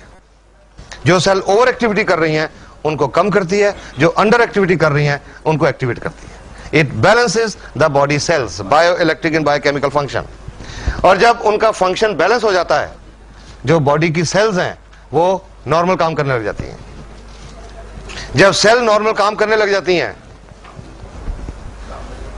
स्कैनिंग होकर सेल ढूंढ ली गई, उसके अंदर जो टॉक्सिन्स है, हार्मफुल मटेरियल्स, केमिकल्स, वो साफ कर दिए गए, सेल की फंक्शनिंग बैलेंस हो गई, सेल नॉर्मल हो गई, नॉर्मल फंक्शन करना शुरू कर दिया। तो जिस ऑर्गन की वो सेल हैं उस ऑर्गन की बीमारी ठीक होनी शुरू हो जाती है। चाहे वो लिवर की सेल है, चाहे वो दिल की सेल है, चाहे गुर्दे की है, चाहे पेट की है, चाहे आंख की है, चाहे चमड़ी की है, उस अंग की बीमारी ठीक होनी शुरू हो जाती है। चौथा काम शुरू होता है building phase, reconstruction of the damage cells. जब सेल ने नॉर्मल काम करना शुरू कर दिया तो सेल्फ रिपेयर स्टार्ट होती है, सेल अपने आप को रिपेयर करना शुरू करती है, रिकंस्ट्रक्शन। और उसके बाद रीजेनरेशन। जो सेल्स हमारे शरीर में सोई पड़ी हैं, सुस्त पड़ी हैं, not working up to the mark, उनको गैनोडर्मा एक्टिवेट करती है, रीजेनरेट करती है, पुनरुत्पत्ति करती है। और ये जब 5 प्रोसेस पूरी हो जाती हैं, 100% हमारे शरीर की सेल नॉर्मल हो जाती हैं, जो नेचुरल वे में काम करने लग जाती हैं।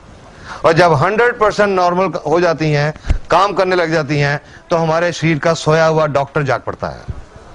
Immune system becomes functional, fully functional. और जब वो इम्यून सिस्टम फंक्शनल होता है, सोया हुआ डॉक्टर जाग जाता है और वो अंदर का डॉक्टर बीमारियां ठीक करता है। Because human body is the best doctor in the world. Ganoderma किसी बीमारी को ठीक नहीं करती, ये किसी बीमारी की दवाई नहीं है, ये तो हमारे अंदर के सोए हुए डॉक्टर को जगाने का एक टॉनिक है। It is a health tonic, not a medicine. हमारे शरीर के बिगड़े हुए सिस्टम को ठीक करती है, बीमारियां अपने आप ठीक हो जाती हैं। हर चीज का एक रेंज है। स्कैनिंग 1 दिन से लेकर 30 दिन तक। कितना टाइम लगेगा डिपेंड करेगा कितनी सेल खराब है। डिटॉक्सिफिकेशन 1 सप्ताह से 30 सप्ताह। टॉक्सिन लोड कितना बॉडी में, बैलेंस करने को 1 महीने से 12 महीने, डिपेंड करेगा बैलेंस कितना बिगड़ा हुआ है। रिकंस्ट्रक्शन 6 महीने से 24 महीने, पुनर्निर्माण 6 महीने से 24 महीने। I'll give you a layman's example, probably you will understand. बारिश आती है, जब कोई कच्ची दीवार है, दीवार गिर जाती है। अगर दीवार का सिर्फ 2 फुट का हिस्सा गिरा तो उसको दोबारा बनाने में शायद 2-3 घंटे लगेंगे। पर अगर बारिश ज्यादा पूरी दीवार गिर गई तो बनाने में ज्यादा टाइम लगेगा, पुनर्निर्माण ज्यादा टाइम लगेगा। 6 महीने से 24 महीने तक डिपेंड करता है रिकंस्ट्रक्शन कितनी करने की जरूरत है, पुनर्निर्माण कितना करने की जरूरत है। एंड रीजेनरेशन 1 साल से 3 साल तक कि हमारा सिस्टम शरीर का कितना बिगड़ा हुआ है, उसको बैलेंस करने में गैनोडर्मा को कितना टाइम लगेगा। किसी पेशेंट के लिए गैनोडर्मा की ट्रीटमेंट का कोई फिक्स पीरियड नहीं होता। हम किसी को यह नहीं बता सकते कि आपको दमा है, आपको 6 महीने लगेंगे, आपको हार्ट प्रॉब्लम है, आपको 8 महीने लगेंगे, आपको शुगर है, आपको साल लगेगा। किसी को नहीं बता सकते। हर एक बॉडी अलग अलग तरीके से काम करता है। एक दमे का मरीज 18 दिन में ठीक हो गया था, 22 साल से दमा था, 18 दिन में पूरा ठीक हो गया था, मैं हैरान हो गया देख के। और एक और दमे की पेशेंट आई थी मेरे पास, 4 साल से दमा था, उनको 7 महीने लगे थे। बॉडी कैसे रिस्पॉन्ड करता है, हर चीज के प्रति हमारे शरीर का रिस्पॉन्स क्या है, उस पर डिपेंड करेगा कि टाइम कितना लगता है।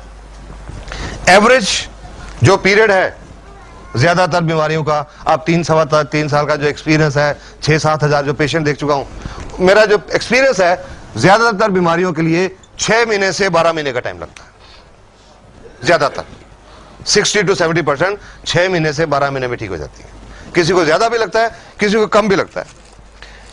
ये मैं आपको इसका एक क्लासिकल एग्जांपल है, I will just tell you. ये डीएक्सन की मैगजीन आती है। हर आदमी जब डीएक्सन को ज्वाइन करता है उसका फॉर्म भरा जाता है, एक उसको बैग मिलता है, बैग के अंदर एक फॉर्म होता है जिसको बोलते हैं टेस्टिमोनियल फॉर्म।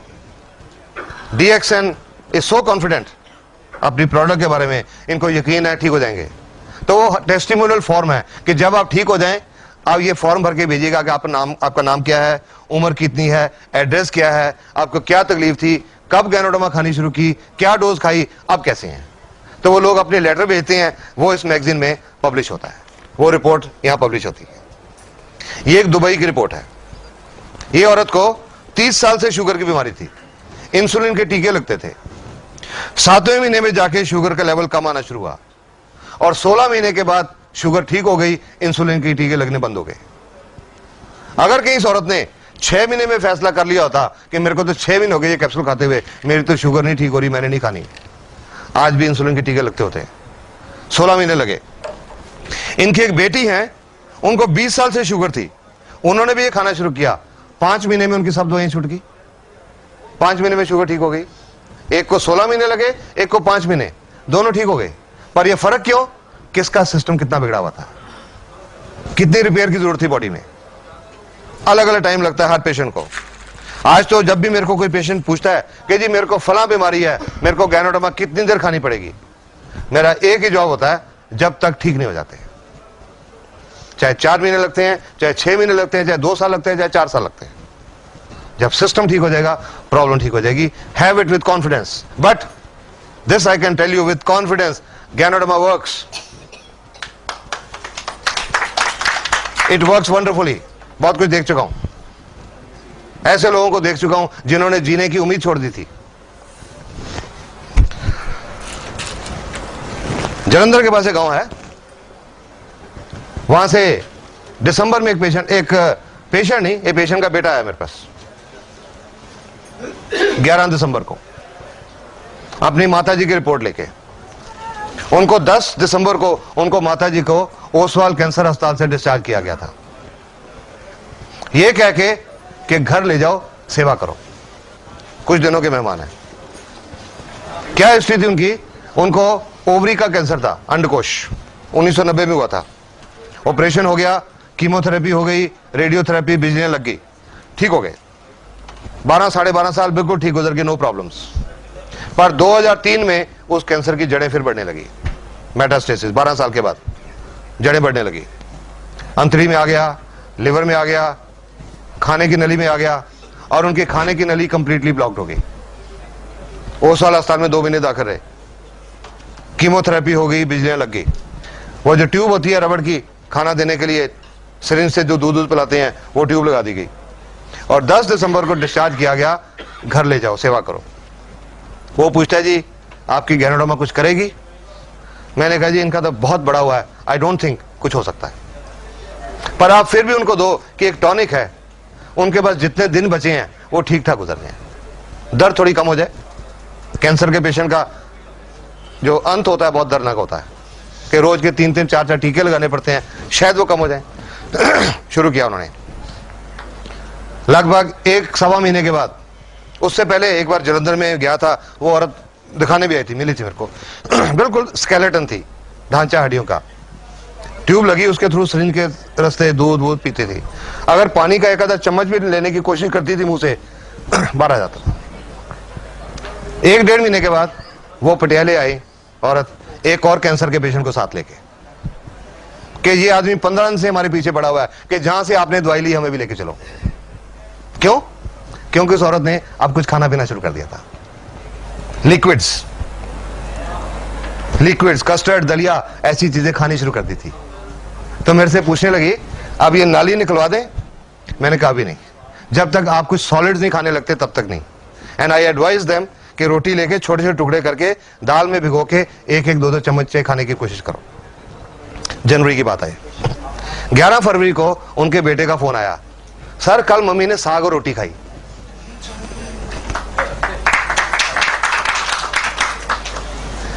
इंसिडेंटली मुझे 13 फरवरी को जलंधर जाना था एक शादी अटेंड करने। I felt so happy. मैंने उसको कहा अपने गांव का रास्ता बताओ, मैं तुम्हारे गांव में आना चाहता हूं। और उनके गांव में गया। उस औरत की एक सिस्टर कनाडा से आई थी लास्ट टाइम उनको मिलने के लिए। उनकी एक ननद न्यूयॉर्क से आई थी उनको लास्ट टाइम मिलने के लिए। और अब वो देख रहे हैं, अब तो गुरपाल कौर शहर में घूम रही हैं। उन्होंने उस गुरुद्वारे में एक अखंड पाठ कराया। 27 फरवरी को बुलाया गया मेरे को, और जो रिस्पेक्ट मिली वो पहले 30 साल के मेडिकल करियर में नहीं मिली थी। Just because of this service की वजह से। वही आदमी हूं, वही डॉक्टर हूं जो आज से 3-3.25 साल पहले था, वही MBBS डॉक्टर। फर्क क्या है, आज ये गैनोडर्मा की साथ में जुड़ गई और इसको अच्छी तरह समझा, लोगों को बताया। वो मैंने सिर्फ वही किया और कुछ नहीं किया। किसी के घर में दरवाजा खटका के ये देने नहीं गया भाई तुमको शुगर है ये लो, तुमके गुर्दे फेल है ये लो, किसी को देने नहीं गया। इंफॉर्मेशन देता रहा, जिसको अच्छा लगा अपनाया, विश्वास किया अपनाया, और कई लोगों की जिंदगी बदलती चली गई। जलंधर में एक और आदमी है,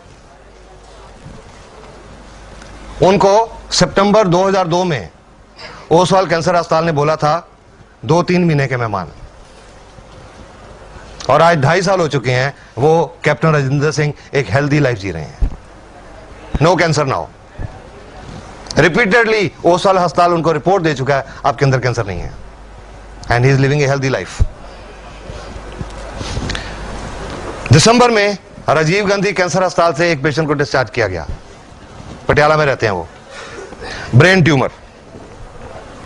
वो आदमी सेमी कॉन्शियस था, मिडिल एज आदमी, अराउंड 60-62 साल, सेमी कॉन्शियस, बिस्तर पे पड़े हैं, कुछ खाना पीना नहीं, चम्मच से थोड़ा बहुत खिला दिया, जो पेशाब वगैरह सब बिस्तर के ऊपर, कोई होश नहीं। उनके बेटों को बताया भगवान का नाम लेके ट्राई करो, और आज वो आदमी सुबह शाम मंदिर जाते हैं। राजीव गांधी कैंसर अस्पताल बोल रहा था कुछ दिनों के मेहमान हैं, अभी 3.5 महीने हो चुके हैं, वो मंदिर जाते हैं और घर के सारे काम करते हैं। This is what ganoderma is doing. You got to understand it, you got to understand ganoderma.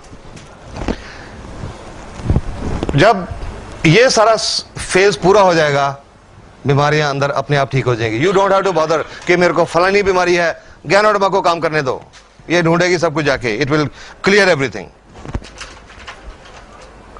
ये जो मैं आपको एलमेंट रिफ्लेक्शन बता रहा था, लिवर की प्रॉब्लम है तो लाल आंखें होती हैं, गुर्दे की कोई प्रॉब्लम है तो ब्लॉक टीयर होते हैं, फेफड़े की कोई प्रॉब्लम है तो बलगम आती है या उल्टी आती है, कोई ब्लड सर्कुलेशन की कोई प्रॉब्लम है, ब्लड सर्कुलेशन की कोई प्रॉब्लम है तो थोड़ी नमनेस, जैसे टांगे सोई हुई महसूस होती हैं। अगर एलमेंट रिफ्लेक्शन अगर ज्यादा हो जाए, अगर तंग करे, डोज थोड़ी देर के लिए कम कर दें या उसके लिए कोई सिम्टोमेटिक ट्रीटमेंट ले लें, but continue ganoderma, let it do it's job. Ganoderma does not cure any disease directly, but it helps the body to handle it. Ganoderma is health specific and not disease or symptom specific. जब ganoderma की treatment शुरू करनी है किसी भी बीमारी के लिए, मरीज जो भी दवाइयां खा रहा है, चाहे एलोपैथिक, चाहे होम्योपैथिक, चाहे आयुर्वेदिक, वो शुरू में साथ में चलेंगी, वो एकदम से बंद नहीं करनी।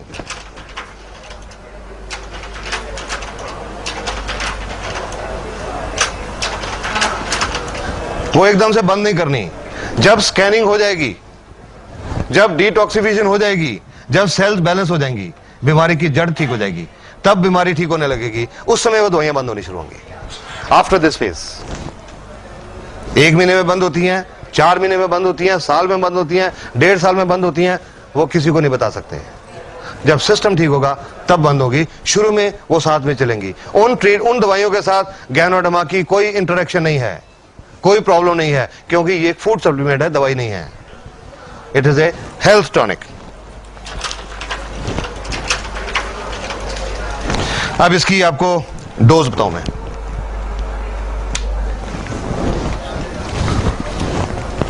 डोज तो जनरली दवाइयों की होती है, गैनो तो दवाई नहीं है तो इसकी डोज नहीं होती, बट फिर भी हम लोगों को डोज बताते हैं। क्यों?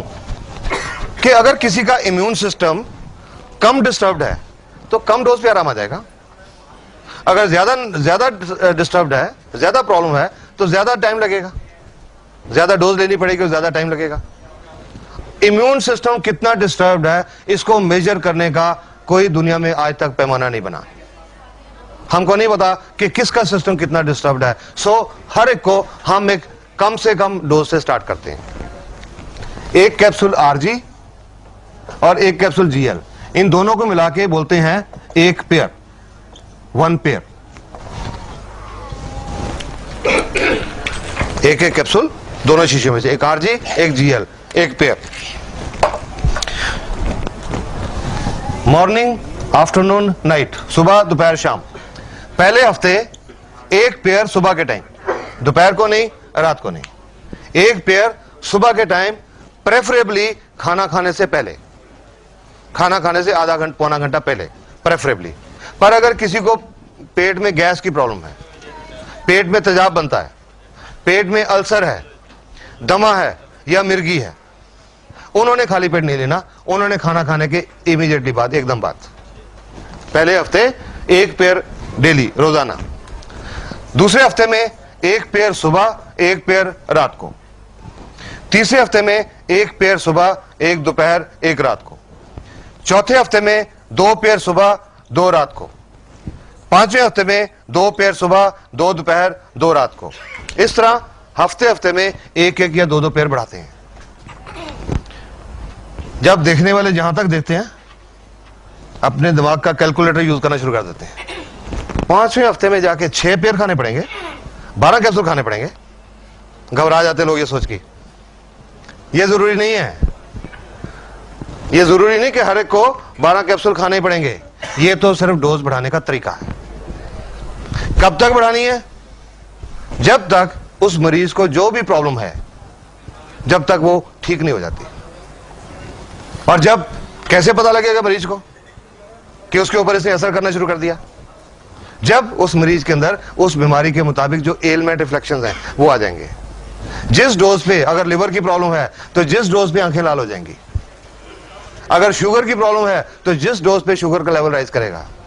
अगर गुर्दे की प्रॉब्लम है तो जिस डोज पे कानों में भारीपन आएगा, वो डोज उस पेशेंट के लिए सही डोज है। कई लोगों में ये एलमेंट रिफ्लेक्शन पहले हफ्ते की डोज में आ गए, 1 पेयर की डोज पे, उनको आगे बढ़ाने की जरूरत नहीं पड़ी, इसी पे कंटिन्यू करते हैं। किसी को 2 पे, किसी को 3 पे।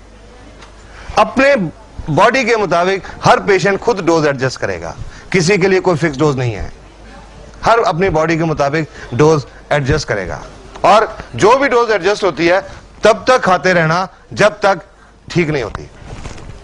अब कई लोग ये सोच के कि जी 8 महीने लगेंगे, कई बार हेजिटेट करते हैं, क्योंकि आज का पेशेंट बहुत इम्पेशेंट है। आज का तो मरीज है, वो सोचता है कि मेरा जो प्रॉब्लम है, आज डॉक्टर ने दवाई लिखी, कल तक आराम आना चाहिए, नहीं आया तो दूसरे दिन आज आदमी डॉक्टर चेंज कर लेता है। दूसरे दिन किसी दूसरे डॉक्टर की दवाई, आराम नहीं आया तो तीसरे दिन तीसरा डॉक्टर। आज का पेशेंट इतना इम्पेशेंट हो चुका है। पर मैं तो जब गैनोडर्मा के बारे में बताता हूं, मैं हर एक को यही बात बोलता हूं, you have to be patient. मैं तो उनको ये बोलता हूं, you are a patient, remain patient for some time, take ganoderma patiently, and after some time you will not remain a patient. Faith के साथ लीजिए, ठीक हो जाएंगी प्रॉब्लम्स, बहुत कुछ ठीक हो जाएगा। ये तो नॉर्मल तरीके से डोज स्टार्ट करते हैं। एक प्रॉब्लम होती है, एक तरह के पेशेंट होते हैं, उनको हम ये डोज स्टार्ट नहीं करते। कैसे पेशेंट?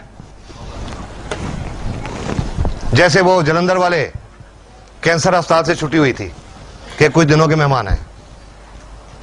ऐसे पेशेंट को हम ये नहीं बोल सकते कि पहले हफ्ते 1 पेयर लो, दूसरे हफ्ते 2 पेयर लो, तीसरे हफ्ते 3 पेयर लो। पेशेंट के पास इतना टाइम नहीं है, patient is running out of time. तो ऐसे पेशेंट को हम एक हैवी डोज देके एक चांस लेते हैं। ये नहीं बोलते अरे वो होसाल वाले या राजीव गांधी वाले वो क्या करें, उनको क्या पता, आप हमारी ये खाओ ठीक हो जाओगे। No, I just tell them take a chance, ताकि जितना टाइम बचा है वो ठीक ठाक गुजर जाए। ऐसे पेशेंट को हम चांस लेते हैं 30 RG और 30 GL, 30 पेयर्स, 60 कैप्सूल की डोज स्टार्ट करते हैं ऐसे टर्मिनल कैंसर पेशेंट को। 30 कैप्सूल ये, 30 कैप्सूल ये। अब वो कैंसर का पेशेंट ऐसा, उसके जो रिश्तेदार, मैं बड़े लोगों को फेस कर चुका हूं, जब बताता था ये लेनी है, डॉक्टर साहब 60 कैप्सूल, मैं कहता हाँ जी, आई एम श्योर। मेरी बातें तो सुन के अच्छा जी चले जाते, बट आई एम श्योर मेरे क्लिनिक के बाहर जाके वो बातें करते होंगे कि डॉक्टर का दिमाग खराब हो गया। ठीक है ना, कि ये मरीज के अंदर तो कोई जान नहीं है, एक तो हड्डी का ढांचा रह गया बिजलियां लगने के बाद, इससे कोई रोटी नहीं खाई जाती, भूख ही नहीं लगती, कुछ खाता है तो उल्टी आ जाती है। ये 60 कैप्सूल कहां से खाएगा? नहीं खा सकता। ऐसा पेशेंट 60 कैप्सूल नहीं खा सकता, वो खिलाने का एक खास तरीका है। ये जो 60 कैप्सूल है, इनका हम पाउडर खोल लेते हैं, पाउडर निकाल लेते हैं 60 कैप्सूल का, 30 RG 30 GL, और एक ऐसी मिनरल वाटर की बोतल, उसमें आधा लीटर पानी, थोड़ा गर्म पानी, गुनगुना पानी, ये लेके ये जो 60 कैप्सूल का पाउडर है ये उसके अंदर डाल देते हैं। ढक्कन को अच्छी तरह बंद करके उस बोतल को जोर जोर से ऐसे शेक करते हैं, अप एंड डाउन डायरेक्शन, कम से कम 100 दफा, कम से कम 100 बार। इसको बोलते हैं पोटेंटाइज करना। ये एक होम्योपैथिक प्रिंसिपल है, पोटेंटाइज करना। और 100 दफा शेक करके जो आधा लीटर सस्पेंशन तैयार हो गई, वो उस कैंसर के मरीज को हर 5-10 मिनट में 1-2 चम्मच करके पिला देते हैं और 1.5-2 घंटे में ये पूरा खत्म कर देते हैं। इसको बोलते हैं डाइट थेरेपी। डाइट थेरेपी हर रोज उस कैंसर के पेशेंट को हम ये डाइट थेरेपी देते हैं 60 कैप्सूल की डोज, महीना 1.5 महीना। और जिस पेशेंट को कैंसर अस्पताल ने बोला कुछ दिनों के मेहमान है और उनका महीना 1.5 महीना गुजर गया, कंडीशन थोड़ी स्टेबल होगी, बेटर होगी, उसके बाद डोज रिड्यूस करते हैं, फिर कम करते हैं, पर शुरू इस तरीके से करते हैं। और वो जो मैं कैप्टन राजेंद्र सिंह की और वो उनकी बात कर रहा हूं, जलंधर वालों की, ये डोज उनको स्टार्ट कराई थी, ये कह के भगवान का नाम लो, जस्ट टेक ए चांस कि जितना टाइम बचा ठीक ठाक गुजर जाए। और आज इस डोज से बहुत सारे लोग कैंसर फ्री हो चुके हैं। लेकिन कोई झूठा दावा नहीं करता मैं ना डीएक्सन कंपनी कि इससे हर कैंसर ठीक हो गया। नहीं, हर कोई नहीं ठीक हुआ। कुछ ऐसे भी थे टर्मिनल पेशेंट जो नहीं बचे, लेकिन उसके बावजूद उनके रिश्तेदारों ने आके थैंक्स किया कि जितना टाइम वो जिए ठीक ठाक जिए। जो पहले दर्द होती थी अब वो दर्द नहीं होती थी, टीका नहीं लगाना पड़ता था। पहले खाना नहीं खा सकते थे, अब खाना खाते थे, चलते फिरते रहे। गैनो डब्बा ने बहुत अच्छा काम किया। ये डाइट थेरेपी ऐसे कैंसर के लोगों के लिए। एक और चीज होती है जिसमें डाइट थेरेपी काम करती है। कोई इंसान बहुत हेल्दी है, 130 किलो को हेल्दी कहेंगे क्या? लोग कहते हैं जी वो मेरी फलानी एक मामी है वो बहुत हेल्दी है। हेल्दी नहीं कहेंगे इसको, बहुत अनहेल्दी है। 125-30 किलो का वजन है। तो जो लोग जल्दी वेट लूज करना चाहते हैं उनको भी डाइट थेरेपी रिकमेंड करते हैं। ये एक पेशेंट की रिपोर्ट है, ये मलेशिया की रिपोर्ट है। ये आप इस आदमी को देखिए, इसका पेट देखिए। इनका वजन था 86.5 किलो, 86.5, और इनकी वेस्ट थी 42 इंचेस। इन्होंने ये डाइट थेरेपी शुरू की और साथ में बोलते हैं कि मैंने दोपहर को हल्का खाना खाया, सुबह शाम सिर्फ फल फ्रूट खाए, पाइनएप्पल, पियर, एप्पल, गुआवा और वाटरमेलन, सिर्फ फल फ्रूट सुबह शाम, और साथ में थोड़ी एक्सरसाइज की। 21 दिन के बाद 13.5 किलो वजन घटा इन 21 डेज, और कमर 42 से 37 inch. Diet therapy. Diet therapy एक और किस्म के लोगों के लिए भी। कोई गठिए का पेशेंट जिसको यह पता लगेगा दर्द बढ़ेगा, अरे नहीं मैं नहीं लूंगा कि दर्द बढ़ जाएगा, उनको डाइट थेरेपी शुरू कराते हैं, क्योंकि इसमें एलमेंट रिफ्लेक्शन कम आते हैं या नहीं आते। ऐसे लोगों को भी डाइट थेरेपी शुरू करते हैं। सब ये जो तैयार करते हैं ये कितने टाइम तक ठीक रहता है? एक 1.5-2 घंटा बस, उससे ज्यादा नहीं। उससे ज्यादा ये जब हम इससे ऐसे हिलाते हैं ना, इसमें एक बड़ी डायनेमिक पावर पैदा होती है। ये जो क्या होता है, पानी के अंदर कुछ जो पानी के कण होते हैं, इनको बोलते हैं MC, molecular clusters. Molecular clusters, जो पानी, आम पानी का जो साइज होता है मॉलिक्यूलर क्लस्टर्स का 13 से 15 एमसी पर क्यूबिक मिलीलीटर। जब ये करते हैं वो 13 से 15 के बजाय 2-3 हो जाता है, उनकी एब्जॉर्प्शन सेल में बढ़ जाती है, और 2 घंटे के अंदर वो डायनेमिक पावर रहती है उसका खत्म हो जाती है। सपोजिंग कोई पेशेंट है, उसने भी आधा पिया, नहीं पिया गया 2 घंटे में, तो 2 घंटे के बाद इसको फिर से हिला लो, फिर 100 बार फिर हिला के फिर से वो पैदा करके फिर 1.5-2 घंटे में खत्म कर दो। ऐसा भी कर सकते हैं, लाइक दैट।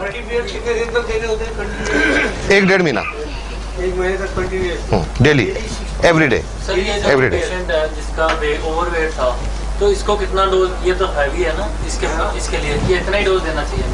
किसके लिए? जो एक्सेस वेट है, हाँ। जैसे 86 केजी है, हाँ। फॉर एग्जांपल मेरे Okay, ब्रदर का है, हाँ। और उनको जोड़ों के भी दर्द है, उनको नॉर्मल 1-2-3 से शुरू कराओ। वो पैर बढ़ाएंगे, हाँ, उसी से बढ़ाओ। तो उसी से एक पटियाला में एक औरत है, उनको गठिया है, उनको एक ही पैर स्टार्ट किया था, उन्होंने एक पैर बढ़ाया ही नहीं, 2 महीने तक एक ही पैर रहते रहे। 2 महीने में उन्होंने 8 किलो वजन लूज कर दिया, सिर्फ एक पैर से। अब उनका गठिया भी ठीक है और अब उनका वो भी ठीक है। हाँ जी, सर जनरली अगर पेयर ना बढ़ाए पहली डोज पे ही चलता रहे तो कब तक चलना है? पहली डोज पे ही चलता रहे तो कब तक चलना है? क्या होता है? पेयर ना बढ़ाए जाए और एक ही डोज पे चलता रहे। हाँ, ये भाई साहब ने पूछा कि सपोजिंग हम पेयर नहीं बढ़ाएं, सपोजिंग पेयर नहीं बढ़ाए, सुन रहा हूं मैं सुन रहा हूं, मैंने देख भी लिया। आप बहुत बातें सुन रहे हो, 8 महीने से मैं पेड़ खा रहा हूँ, पता है मेरे को कि सपोजिंग डोज नहीं बढ़ाएं, जैसे वो 1 2 3 की बोलते हैं। अगर आदमी एक ही पेड़ लेता रहे तो क्या असर, एक ही पेड़ कह रहे हैं ना, सपोज असर होगा। वैसे तो एक पेड़ की डोज हम उनको बताते हैं जिनको कोई प्रॉब्लम नहीं है, सिर्फ अपनी हेल्थ मेंटेन करने के लिए, ठीक है। तो अगर कोई बीमारी है तो हमको कम से कम 2 या 3 पेड़ की डोज तो चाहिए। सपोजिंग वो नहीं भी बढ़ाता, एक ही पेड़ लेता रहता है, तो उसके अंदर जो प्रॉब्लम है, जो 3 की पेड़ से मान लो 8 महीने में ठीक होती है, एक लेता है तो 2 साल लग जाएंगे, टाइम बढ़ जाएगा। वैसे उससे कोई फर्क नहीं पड़ता, थोड़ा टाइम ज्यादा लग जाएगा। लिए चाह रहा हूँ जैसे मैं ठीक हूँ बिल्कुल, और शुरू करूँ तो एक पेयर। एक बार, हाँ, ओके, यस, या for gaining same way go up to 3 pairs. एक बड़ा इम्पोर्टेंट क्वेश्चन है। हाँ जी, It's a very similar. Yes, How do we believe and why do we believe you that you are not giving us any steroids? Is it approved by any organization? Since you say that you got so many examples, has it been approved by WHO or anybody before we all start going ahead? I'm just sorry. Yeah. Thank you. no, it's a very valid question. Okay. It's a very valid question, and this question must be answered. Must be answered. Otherwise, we don't want to keep people in the dark. We are layman. Yeah, we don't. Steroid for us. We don't want to keep the people in the dark. Okay. I'll just tell you.